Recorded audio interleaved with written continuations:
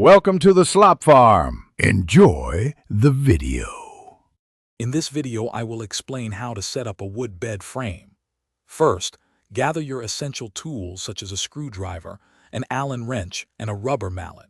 Next, carefully unpack all the components and cross-reference them with the parts list in your manual.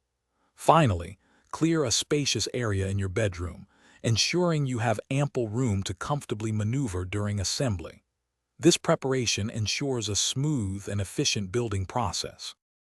Now, let's begin building the main frame. Start by attaching the side rails to both the headboard and the footboard, utilizing the hardware supplied. Initially, only tighten all bolts until they are finger tight. This allows for minor adjustments. Once all pieces are connected, use your Allen wrench to fully secure everything. Always double-check that the frame is perfectly square and stable before moving on.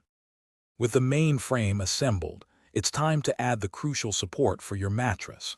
If your frame includes a center support beam, install it now, securing it firmly to both the headboard and footboard. Next, lay out the wooden slats evenly across the frame.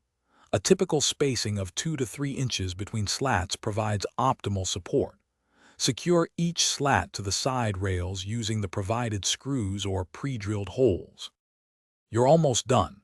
For the final touches, go around and tighten all screws and bolts one last time. This ensures maximum stability and safety for your new bed. Carefully place your mattress onto the newly assembled wooden frame, checking that it fits snugly and securely. Congratulations! You have successfully set up your wood bed frame. Now, you can relax and enjoy your sturdy and comfortable new sleeping space for many years. Thanks for watching. Consider subscribing if we helped you today.